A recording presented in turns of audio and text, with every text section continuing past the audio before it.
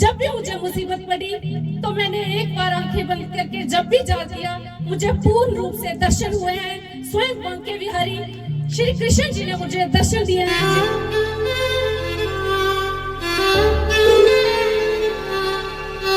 बात मैं बताना नहीं चाहती थी, लेकिन उन लोगों को बताना चाहती हैं जो लोग मजाक समझते हैं।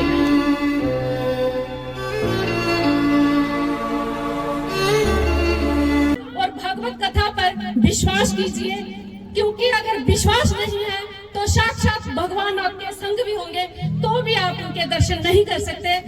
हमारे डीडीसी बनोटी श्रीमती सुषमा जी को बोलूंगा कि वो मंच पे आए, गुरु जी का आशीर्वाद है। श्री सुषमा जी, जोरदार तालियां श्रीमती सुषमा जी के लिए। इसके साथ ही मैं कैप्टन तरसेम सिंह जी को बोलूंगा, तालियां सुषमा जी के लिए। डीडीसी बनोटी,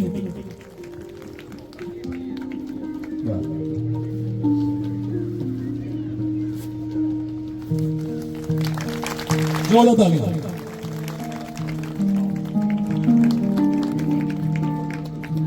मैं भी चाहूंगा कि सुषमा जी दो। सर्वप्रथम मेरे महाराज श्री गुरु महाराज जी को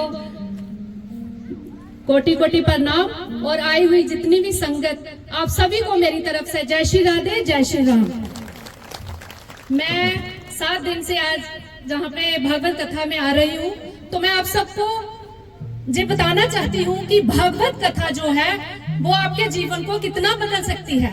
क्योंकि मेरा जीवन जो है, आरंभ जो है आज से 20 साल पहले स्टार्ट हुआ था।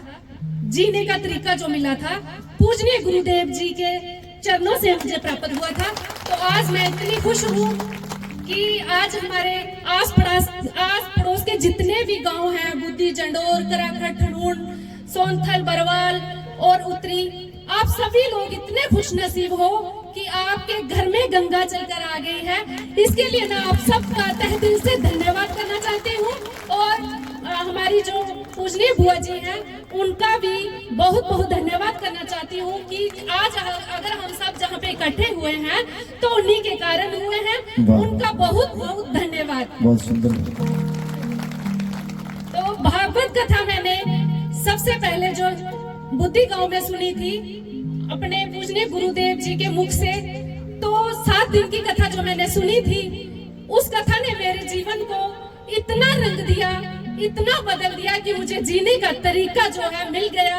क्योंकि कथा भी हम सुनते हैं, कीर्तन भी हम सुनते हैं और गुरु भी मनाते हैं, गुरु को पूजते भी हैं।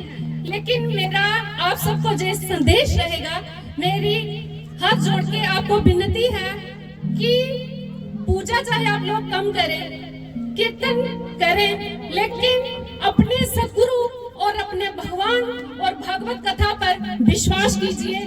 क्योंकि अगर विश्वास नहीं है तो साक्षात भगवान आपके संग भी होंगे तो भी आप उनके दर्शन नहीं कर सकते।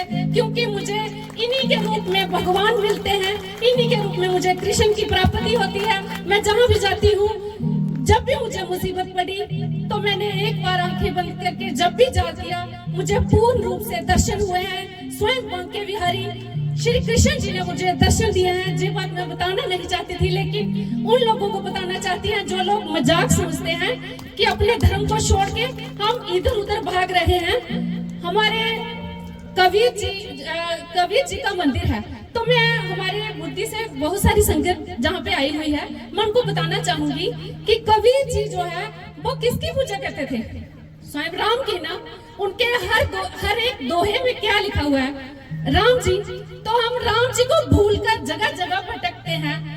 मैं ये नहीं कहती हूँ कि कोई धर्म अलग है, लेकिन सर्वप्रथम मुझे जो लगा कि सत्य सनातन धर्म जो है, राम जी की कोई निंदा करे, भगवान श्याम की कोई निंदा करे, ये मुझसे सहन नहीं हो सकता। हमारा एक छोटा सा गांव था जहाँ पे हमारे पूजनीय गुरुदेव जी से मैंने कोई बात की, क्योंकि हमारा पूरा का पूरा गांव जो है वो गलत दिशा में जा रहा था, अपने धर्म को परिवर्तन कर रहा था। और गुरु जी की कृपा से आज वो पूरे लोग, पूरी जो कि हमारी नारी शक्ति है, मातृ शक्ति है, पूरी की पूरी आज कीर्तन मंडली तैयार करके अपने जय श्री राम के नारे लगाती है। और बेटे के जन्म दिवस पर केक ना काट कर कीर्तन करती हैं। वो है शायद छोटा सा गांव लेकिन गरीब है, लेकिन उन्होंने गुरु जी की कृपा से और हमारे कहना मान लिया, तो हमें भी खुशी हुई। मैं हाथ जोड़ के आपसे विनती करती हूँ कि जब भी हमारे बेटे का जन्मदिन हो तो हम महाराज जी ने तो शायद बोल दिया, मैं ज्यादा बोलूंगी नहीं, क्योंकि पहले ही मुझे मना किया था कि मैं भावुक हो जाऊंगी। अलग अलग जगह मैं बोल सकती हूँ लेकिन हमें ठीक नहीं लगता। लेकिन फिर भी मैं आपको बताना चाहूंगी कि जिस तरह से हमने छोटे से गांव में एक परंपरा चलाई है, उस परंपरा को अगर नारी शक्ति ठान ले, सबसे ज्यादा दृढ़ विश्वास नारी जो है कि हर चीज पे विजय प्राप्त कर सकती है। हर संकल्प को पूरा करने की शक्ति नारी में है, क्योंकि जो मैंने देखा है मैंने वो कर दिखाया अपने गुरु के आशीर्वाद से, अपने गुरु की कृपा से और अपने सत्य सनातन धर्म की राह पर चलने से।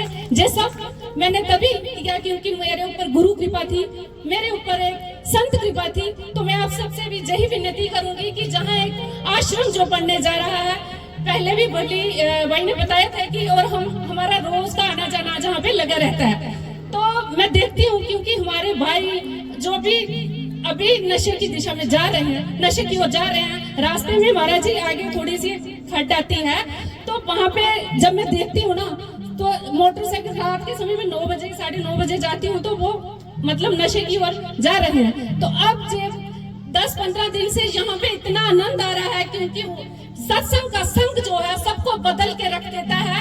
आप चाहे खुद तो आते हो लेकिन अपने बच्चों को नहीं लाते हो, यही हमारे अंदर कमी है। और बाद में हम अपने बच्चों को बोलते हैं कि आप जाओ बेटा मंदिर जाओ, जब वो बड़े हो जाते हैं, लेकिन वो नहीं जाएंगे क्योंकि हम करेंगे नहीं तो वो सीखेंगे कहाँ से। अगर हम करके दिखाएंगे तो ही वो हमें देख देख कर आगे चलेंगे।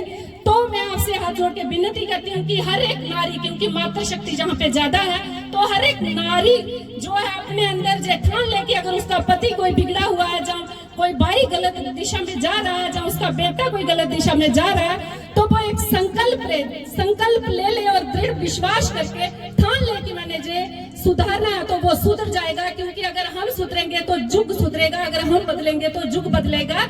महाराज जी, मैं अंत में इतना ही कहूंगी, जीवन का रथ तुसा चलाना, आसन केवल बहना है, हुक्म जो आवे मेरे सतगुरु बच्ची ने मन लेना है। जय जय श्री राधे।